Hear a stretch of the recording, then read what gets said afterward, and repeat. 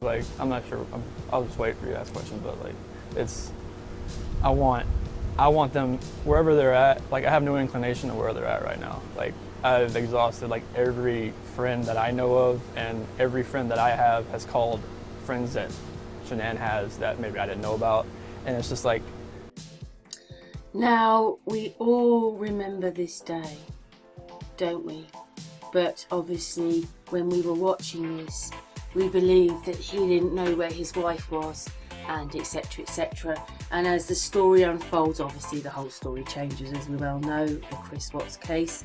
And then in it, we've got Shanann's parents going, I told him not to go in touch with the media. I told him not to do it, but we're really pleased that he did, because they're saying that this is the reason we could see that there was something wrong. But there is something else wrong. This interview was supposed to have only been arranged maybe an hour or two before it happened. It's supposed to be where it's supposed to be live, it's supposed to be at his house, etc. So what we're going to do now is play the rest, because you can see through Chris Watts' head, so he wasn't there outside that house. Something else I noticed when he was talking, before we get into the rest of the video, do you see that he has a light? It's like, how can he have a reflection right next to his nose like that? So we'll just go back there. You'll see it keeps happening. So we'll go through the video. Do you see that? There. Hang on. Stop the video. It's here. He's got a reflection here. How can he have one here?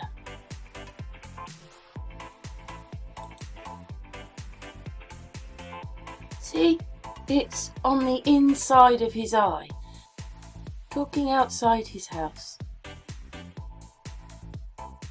Remember that pose. It's actually on the corners of both his eyes on the right hand side. But I mean, how could that happen? How can that happen? You have a shadow like that on the inside of his eye. Your eye is rounded. Round his eye. Come on, everybody. Even when you finish, you remember that there was other bits you wanted to put in. So I've had to put this in extra.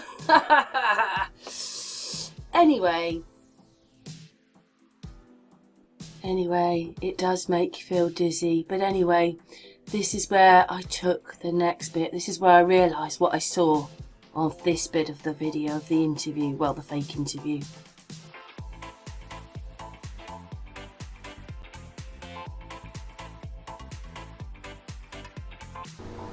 it's like, it's vanished. Like, she's not, like, when I got home yesterday, it was like a ghost town. Like, so here we are on a day that was supposed to have been live, was supposed to have been a spur of the moment. She's gone missing, and then the next thing we're being shown is this interview of Chris Watts outside his house, except he's not outside his house. He's on some kind of green screen. So this wasn't just arranged an hour before. This is a green screen. Why are they filming him on a green screen? Because you can see next door's roof through his head. You can see the house next door through his head. This whole case, right, I started off by being very for this case. You know, I was so upset when people were horrible about Shanann. You know, a person that had died and her children. But then the police, in, what was it, November, gave out everybody's names and addresses and telephone numbers and email addresses. And even if you don't like Nicole Kissinger because you think it's all her fault, she was on a protection list. And being on a protection list means that None of her details can be given out. It doesn't matter whether he's in prison or not. She's on some kind of protection list, but you've got her address, details, everything. I have never heard a case where everybody, you hear everybody, nothing's bleeped out. That's not true. That cannot be true. Come on, everybody.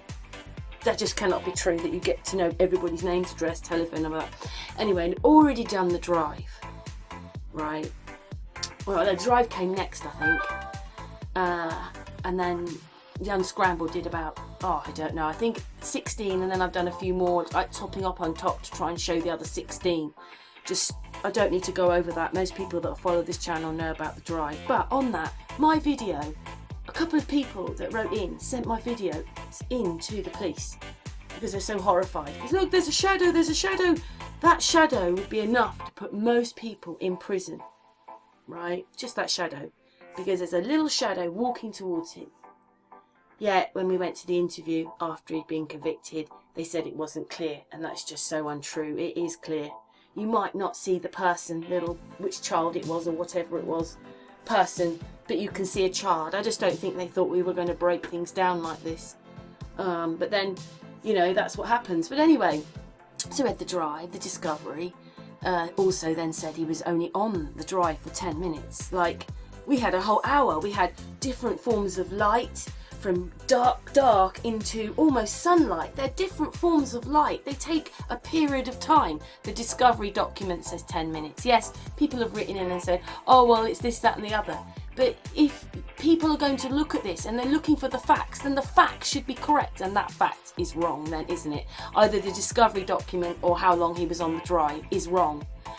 And then it led into all these other things, like realising that they were using the television in their house and the cooker, the microwave, anything that mirrored up. So they're using it in their game. And look at this. You can see the roof right through his head.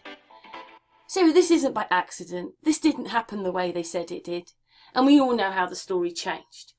But I'm just horrified. You know, the videos, you can see through Shanann's head. I don't understand why channels that say they're detective channels and those just promoting this haven't looked into the facts. And the facts, even the autopsy. Does anybody know what being put in crude oil would be like? Just think of all the birds and the animals when a cargo ship has had an accident and then all that oil has ended up on the beach. Just look at the animals. Look what happens to them. Now, these children were put in vats like that for days, 3 days, right? Not just that. You know, the thief hatches on top, right? If anybody has looked up what oil fields or any of this up, that little thief hatch, they have to be careful when they lift it up, because actually the oil inside that's come up from the ground could be boiling. So none of you have seemed to have looked up any of this. That means those children could have been boiling away for 3 days, right? But their autopsy says, basically, it mentions that they were put in oil, but their bodies are in remarkable condition. Yeah? First of all, there's no way Bella could have been shoved through that hole, and I don't even think Cece could have been. Their circumference, shoulders, things, just look it up yourself, so you just don't do your homework. Too big to go in the hole without him completely smashing them through the hole, right? You'd have to smash them through, not drop them through. And then they're in there boiling for 3 days. Now, I put out a video where the Daily Mail, I think it's the Daily Mail or the Mirror in the UK, had exclusive information about the case. Harrowing, they couldn't be there for more than a couple of minutes because the smell, the toxins, everything, even with masks on, was too much. It took 14 hours to get their bodies out. Basically, their skin was coming off. So basically, they were packed off in pools of oil to preserve their bodies. But that's not how the autopsy sounded. The autopsy said they came in open bags. There was no oil with them, no nothing, no special equipment used, nothing. A mention of the oil, but their bodies were in amazing condition. I really don't think once you've been in crude oil for 3 days boiling that your body is going to be in remarkable condition. It's not. I'm sorry, it's not. Their skin was falling off. They wouldn't have been able to see the colour of their skin. The autopsy is talking differently to what they're telling us happened to these children. Right? And not just that, the whole story about Chris Watts changed. This whole thing, please everybody, it doesn't add up. None of it adds up. Anyway, the truth is, he wasn't there. So this whole case is a lie. It's all a lie. All of it. And this isn't the only one. Nearly everything you watch is a lie. We're not told the truth. This is being made for us so that we get consumed by it. Consumed by the characters now. They're turning into characters. Well, in fact, most people can't get off this case and still want to watch the same videos over and over and over and over and over again. Right? And they don't even realise what they're watching. They're watching the house, the cupboards and things through their heads. We live in a society where we know about all these things. We know that they're making bogus videos and whatever. But for this case, it's totally overlooked. Just can't even enter their head that it's happening here. I'm heartbroken that they've done this to us. Heartbroken that they've used us like this. Please everybody, wake up and see the truth. You can see the house through his head.